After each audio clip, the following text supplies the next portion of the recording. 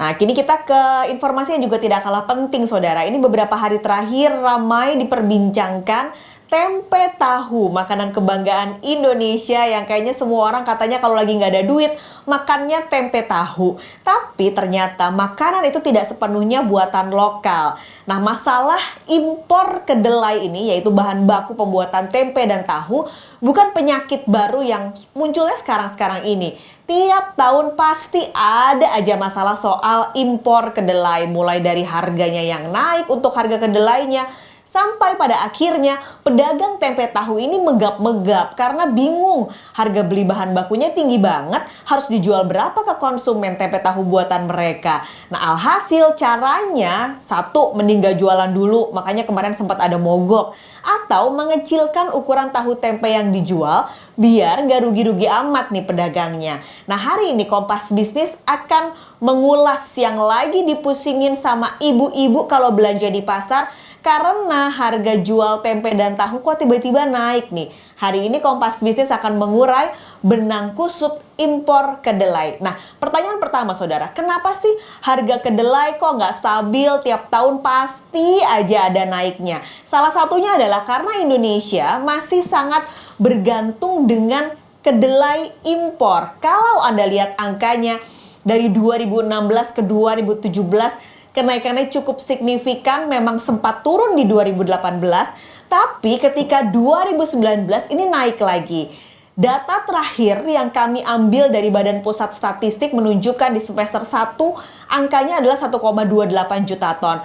Kalau kita asumsikan kita kalikan 2 saja di semester 2 berarti ada sekitar 2,5-an lagi angka impor kedelai. Nah, dari angka impor kedelai ini yang paling banyak mengimpor atau kita impor adalah dari Amerika Serikat. Lalu disusul Kanada, ada juga Malaysia. Catat saudara, Malaysia ini kita impor juga, sampai Perancis. Nah, jeleknya impor ini adalah harganya akan sangat bergantung pada pasar global. Ditambah misalnya nih, tiba-tiba kayak sekarang kejadiannya, kedelai di Tiongkok tiba-tiba permintaannya naik pesat dari 15 juta ton, naik 2 kali lipat seiring dengan perbaikan ekonomi di Tiongkok. Nah, karena Tiongkok juga impor, dampaknya stok di negara produsen seperti Amerika Serikat, di mana Indonesia juga salah satu sumbernya adalah Amerika Serikat, akhirnya banyak terserap ke Tiongkok. Pun ternyata membuat Indonesia lepas dari impor ini nggak gampang. Nah, kita lihat datanya dari produktivitas kedelai di Indonesia. Ini sebenarnya kenapa sih Indonesia kok susah banget lepas dari impor? Presiden padahal sudah pernah janji nih dari 2014 bahkan ketika pertama kali terpilih jadi presiden bahwa kita akan swasembada pangan, kita akan lepas dari impor. Nyatanya sampai sekarang banyak banget komoditas, nggak hanya kedelai, yang bergantung pada impor.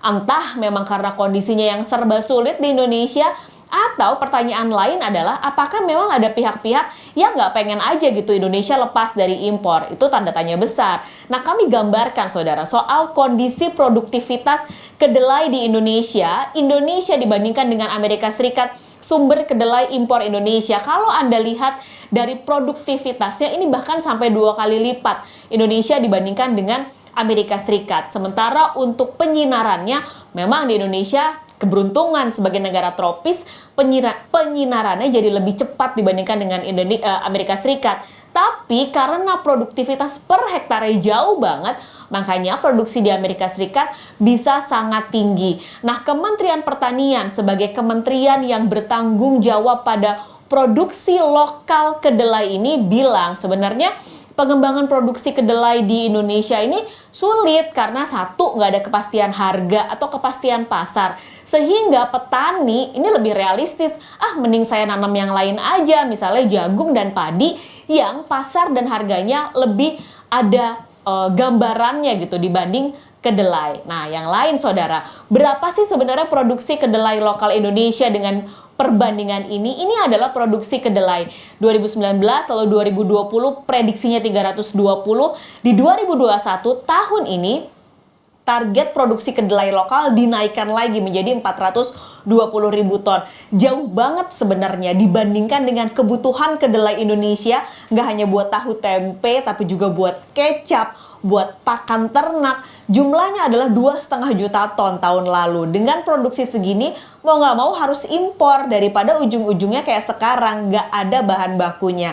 Padahal sebenarnya kelebihan produksi lokal kedelai ini adalah dia non-genetically modified organism, artinya lebih natural, lebih organik, nggak ada kandungan transgenik. Nah, transgenik ini adalah proses ada campur tangan manusia, ada tambahan zat-zat lain sehingga produksi suatu komoditas bisa lebih baik. Ini biasanya ada di bahan impor.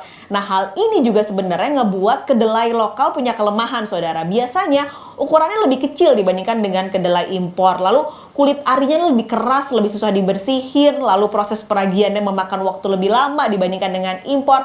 Sampai pedagang tempe tahu aja bilang kalau mendingan pakai kedelai impor daripada kedelai lokal karena ukurannya lebih besar. Mereka bisa menghasilkan jumlah tempe tahu yang lebih banyak dibandingkan dengan kedelai lokal. Jadi PR soal impor kedelai ini masih banyak banget, mulai dari membuat industri perbenihan, lalu sampai yang di hilirnya ini bagaimana membuat mekanisasi, mekanisme pertanian berskala besar tentunya untuk para petani kedelai. Nah, kami akan kembali lagi